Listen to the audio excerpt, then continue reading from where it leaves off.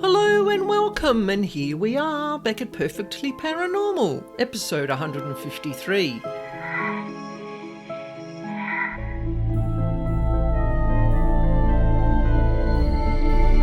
My name's Anna Schmidt, and I'm here every week to share with you true paranormal encounters and information about devils, demons and dark energy beings that no one else talks about.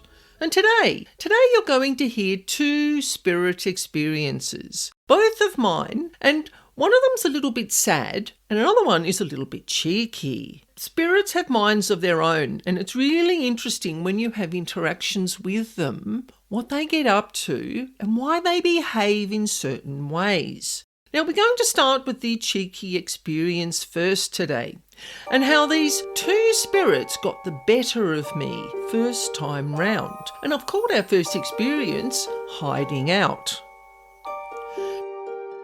Now this is an email from Ellie. Now Ellie was a recent client of mine, and she needed me to do a house clearing for specific reasons that you're going to hear in this email. This is the second email from Ellie, and she said, "Hi Anna, we've had a few more weird goings on since you last did the house clearing, and I'm wondering if you are able to have another quick walkthrough to clear any entities or any energies that may have been missed or still hanging on." Now these sorts of things have been happening. Doors have been opening by themselves, things have been moving, things have even dropped off benches. And my partner was telling me about it happening to him, and he was a little bit concerned. And then it happened to me. And my oldest son won't sleep in his room because he said he gets a weird, sort of really cold feeling. And Penny, our daughter, she won't even walk down the hallway of a night time because she tells me that something is scary there. Now this was my response to Ellie's email. "Hi Ellie, I sure can have a look for you. I can have a peek into your home's energy tomorrow and see what is going on." Now when I did that, what I found was rather interesting. That's so funny. What I found really did put a smile on my face, and I just sat there shaking my head. Like this was a first, and I had to ask Ellie if I could share this on a podcast episode. Now, the two spirits from last week's home clearing were still in Ellie's home, and they were just going about their business, and they were ignoring me. Like, I didn't see them fully. Like, I don't do the mediumship thing where you see spirits fully, but I get the impression they were ignoring me. They knew I was there. They're like, nah, we're not giving her any attention. And I'm not sure why they were still there, but you're going to find out. These spirits, they're very forthright. Like seriously, these two men they just had their say, and that's fine. I like to be told a spade is a spade, and then you know where you stand with people or spirits. The spirits told me that they were offended that when I tried to transition them into the afterlife last week to go and be with their families, they didn't want that. The thing is, they didn't tell me that.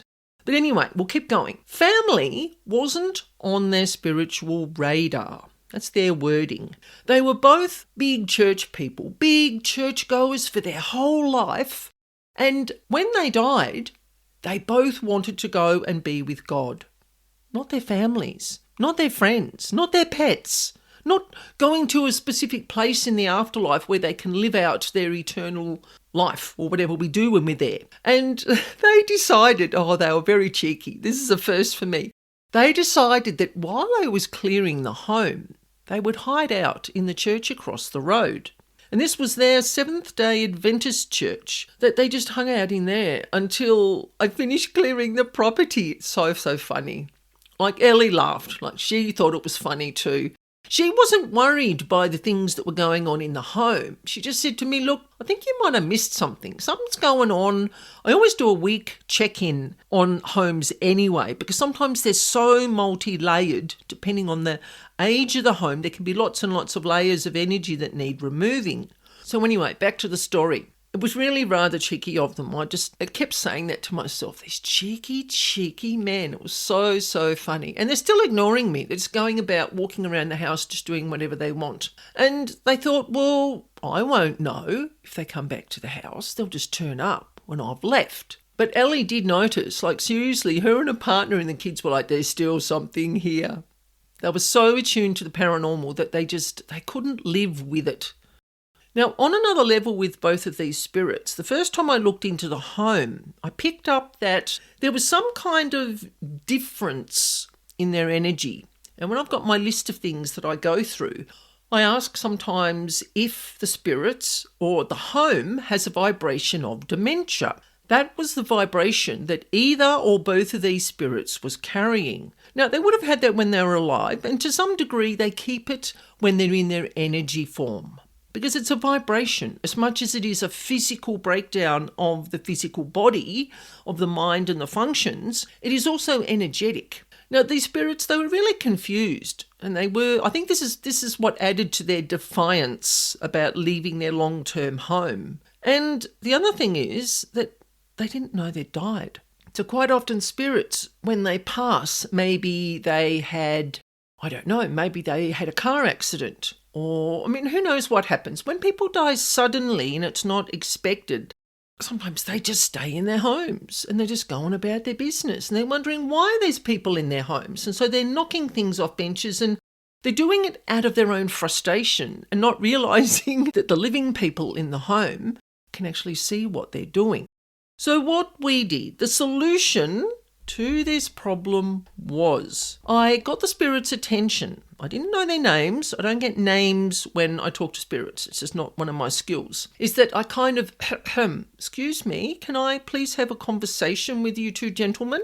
And they turned and they stood there. So I felt they were listening. So I told them very gently, I spoke to them very gently and said that they had both died, that they'd left their physical bodies, and that their home would be looked after by the people that were in it now. It was going to be left in very good hands. Because sometimes spirits sort of worry about their homes that they've put decades into making beautiful and just the way they want them. They don't want to leave their homes because they're scared of what people are going to do to them. So the two men just stood there and they were still very, very quiet. And I thought, I wonder what they're thinking. And I felt this cold presence come towards me in the room where I work. And I kind of feel a bit cool, tingly when there's spirits around in my house. They're not offensive. They don't mean any harm. It's just the way their energy feels. And I said to them again that please know that you've passed away and you've both left your bodies. And now you can go to God. And with those words, this taught me a lesson, is that when I ask spirits if they want to transition, it's not only friends, families, pets and partners or to a place. Is that, do you want to go and be with the angels? Do you want to go and be with Jesus or Buddha or Muhammad? Or do you want to go and be with God? Because everyone's different. Even in spirit form, we are all different. Now, to do this, I said to them that I was going to call in the archangels. Normally I call in Archangel Azrael because he's known as the transitioner of souls. But I thought to back him up, to make sure these spirits don't go and hide again in the earth reality, I called in Archangel Michael and Archangel Raphael to please escort these two lovely spirits into the afterlife to go and be with God. It's all about the wording, because they might hear the words, they might not. They feel the vibration. And when they saw the archangels, because there was 3 of them, that they're like, oh yeah, they're connected to God. They're connected to where we want to go. Because remember, they were big church people. They really wanted to go and be with God in whatever form that means for them. So arm in arm, I actually saw the arms linked. Sometimes I see body parts on spirits. That's kind of weird, but that's just the way my interpretation of what I see. That's how it works. Arm in their flannelette shirts. Away these guys went. The angelic escort took them to where they needed to be. Problem solved. And I was like, oh, I've got to put this in a podcast episode. Absolutely have to. I've never had this happen before. So it taught me, I learned something from every job I do, is all about the wording. Because words are vibrations. The spirits hear the vibrations, and the word God was their trigger to go to the afterlife. Not friends, families, so forth, like I mentioned earlier. So emailing the client the next day, I said to Ellie, your home is now fully energetically clear of all spirit activity. And a couple of days later, I did text Ellie, and that's not her real name. I always change people's names. And I said, how's the home going? Have you had any spooky experiences? And she said, no. She said, everyone's sleeping better. Everyone's happy. So there you go. Solved the problem. I do love these paranormal experiences. They really do put a big smile on my face. It's just amazing how the energy world works.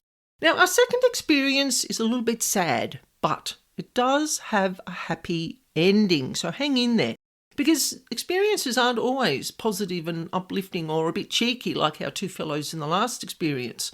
Sometimes they can be a little bit traumatic, because that's what leads people into their spirit form sometimes. They have these traumas that cause their passing.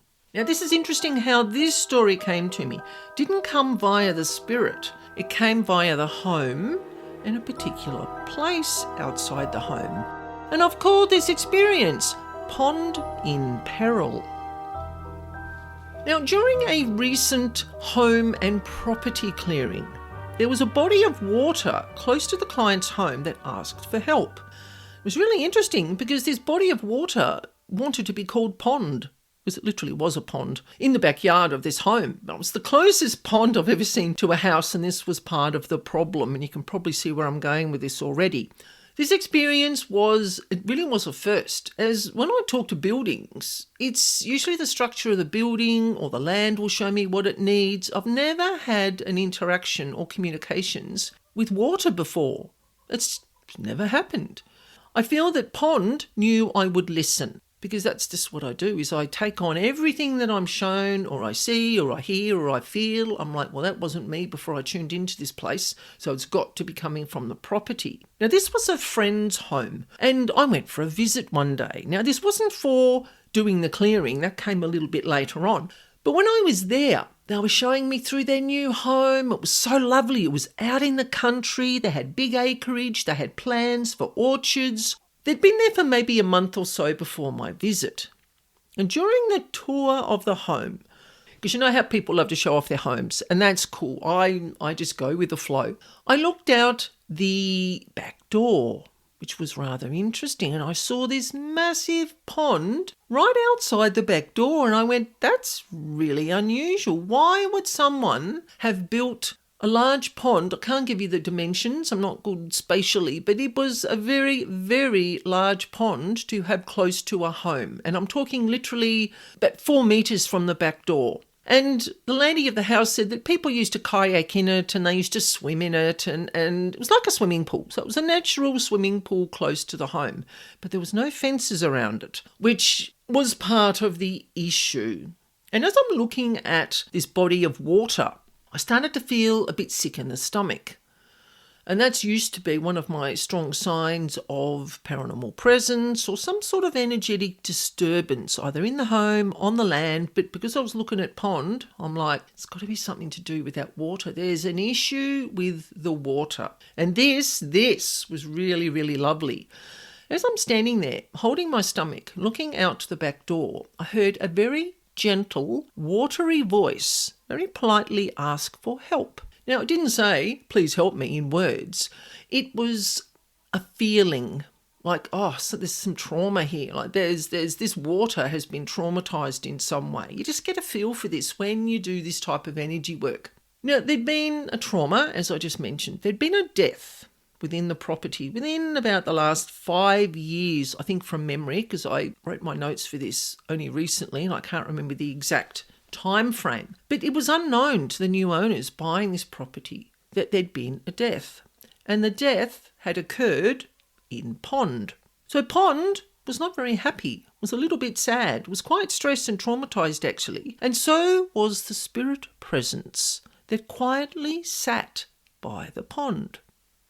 Now, it was interesting because my friend took me outside and we're sitting on the deck and we're watching the dragonflies sort of buzzing around the pond and you could hear the frogs. It really was a beautiful setup, but not for people that have young children, because there was no fencing around this place. And I mean, it's just I just don't want to go there. I don't even want to think about it. Now, I didn't mention at the time to my friend, because you don't like to frighten people, that there'd been a death on the property. I wanted to go home and do a proper check with my pendulum, tune into the floor plan, talk to the land again, and I like to double check, triple check the information before I share it with people. Now, it was interesting because the homeowner's daughter, one of their daughters, was very, very psychic and had already picked up on the fact that there was a spirit presence outside the back door. But I don't think she told her parents at the time. I can't remember. It all kind of came out when I mentioned it later on. The homeowner, as always, agreed to an energetic clearing of the home and the property and sort of the location, the sort of the chook area, the pond, the whole property. Get it energetically clean. Now, the next day I went to work. I already had the floor plan. I was ready to go. This lady was really organised with her information. And I asked permission to tune into the property. I always ask permission. You never step into someone's property. Well, I didn't get this when I was there personally, but woof, when I tuned in energetically, the tears started. Like it was a waterfall of water falling down my face. Both eyes, I had a job to see. I had to sort of stumble around looking for tissue so I could see what I was doing. Pond was indeed in stress, as well as the spirit child that was by Pond's side. When I do energy work, my emotions sometimes will kick in. I'll either get sad, like I'll feel what the property wants to show me. I don't know the history of the properties that I work on. I'll ask for when it was built and the type of paranormal experiences and how long the people have lived there. But often people who buy homes don't know the home's energetic history. And I was feeling the trauma that this child had experienced, but also the pond, because the pond was the body of water where this child had passed away. Now, the child spirit, was very, very happy to have finally been acknowledged. Like, I can't give you an age. Because I go through the details, I can't help myself. If I was to work, I think it was between 6 and 10 or 11 years old. That's the sort of the height of the child that I'm seeing. This child was so ready to go into the afterlife. Like, this little child just wanted to go and be with family, with relatives. And quite often people who've had near-death experience say that they see their relatives come to get them. So I thought, what's the best way to help a child into the afterlife is to ask for their relatives to come and collect them. Grandparents, aunties, uncles, great-grandparents. And that's exactly what happened. The child was so happy to see. I didn't see it again. Remember, I don't see with my eyes or my chakra, my brow chakra, but I felt the happiness, like the energy shifted from being sad and full of despair and lonely and not being acknowledged to sort of jumping up and down and happy and sort of clapping. And it's like, I feel relieved. There was relief for this child's spirit. The child just transitioned into the afterlife. Away they went. Down came Archangel Azrael, the transitioner of souls. Away they went with the family. Simple. That was a simple transition. Now, Pond, who had experienced this trauma, it took me quite a while to clear Pond because I had to go through all the emotions, the traumas. I worked on the land. I also worked on the home because the home was like literally right next to the pond. Once all the emotions of sadness and despair and panic and anxiety and all the trauma had been released from the pond from within the last sort of 5 years, pond was calm. Like, I feel vibrations, I feel frequencies, if you want to look at it like that. And going from the buzzing I was feeling and the stress and the trauma, you know what it's like when you're stressed and you're traumatized and you're anxious. You've got that buzzing going on and you feel heightened. Pond was totally calm. It's really interesting to observe the changes in the water's vibration. Like on a totally still day, there was not a ripple. And Pond was happy. I never heard from Pond again. It was really, really lovely. Like Pond, when I was clearing Pond, there was a lot of crying that went on again. The emotions needed to be released because sometimes places and spirits need living people to release their emotions for them. And I just find that's the way it works. And it's usually sadness, despair, loneliness, sorrow. It's usually the sad emotions that need to be released. They're the ones that I get anyway. And once I'd gone through all that, cleared all those emotions for Pond was happy. The home was happy. And the spirit, most importantly, had been transitioned into the afterlife to go and be with his or her family. It was just the most amazing thing to do. This work is very, very rewarding. And all the skeptics out there that are going, oh, it's a whole heap of bullshit. It's not. It is absolutely not. We are energy beings in these physical, fleshy, blood and bone bodies. And when our bodies die, as they do, they wear out or there's an accident, the energy is left. And if the energy is not happy and it's still tied to the earth for the emotions or the trauma that it's been through, it doesn't transition, it doesn't go off into the white light straight away. And the soul energy lingers. And if I can help souls transition into the afterlife, it is just the most rewarding experience. It's so hard to explain. It just makes me so, so happy. So I trust you've found these experiences rather heartwarming. I do love sharing spirit and dark energy being experiences. It helps people to understand what is going on in the background around us. It really, really does. And once you understand it, and Ellie is a client that has come to me. This is her second home that she had cleared. I worked on her first home. Everything was great. So when they moved, she got me to check the new home. So when people build an awareness and they observe without fear what's going on. Ellie said to me, I'm not frightened about what's going on, but the kids are a bit upset and we just need to get it sorted. She was very calm in her email and she just observed what was going on around her. And that's what I want to teach people through all of these things that I share in every single episode. Observe without fear. And then you can find someone to help you with it if you've got an issue. So in episode 154, you're going to get an inside look at how the devil and his henchmen are represented in media. We're going to talk about movies specifically, and we're not going to talk about movies in general. We are going to break down one of my all-time favourite paranormal movies called Constantine. We're going to look at the fascinating ways that demons and the devil stars in this movie, how they're represented and why they've been represented that way. Constantine, in my early days of doing energy work, was one movie, I liked it so much I went on YouTube and bought it, and I've probably watched it, 30, 40, 50 times maybe over the last 10, 15 years. It helped me understand how John Constantine worked as a paranormal worker, how he did what he did in the paranormal world. And it made me feel a bit more comfortable. Now, I know it's not a real person, it's a character, but it gave me something to cling to in the early days. Now, stay tuned for next week's episode as we break down this movie, Constantine. If you haven't seen it, make sure you do watch it. There are a few gory bits at the end. I usually shut my eyes or fast forward to those. People laugh when I say that. I can do the paranormal, but I can't do human suffering and gore. It's just not my thing. So stay tuned next week, and I look forward to spending some spooky time with you then. If you like the content of this episode today, please think about leaving me a rating and a review. What reviews do is they let other people know your thoughts about my supernatural subject matter. People love reading reviews, and we're spreading the word about the real paranormal world around us. I would really appreciate it.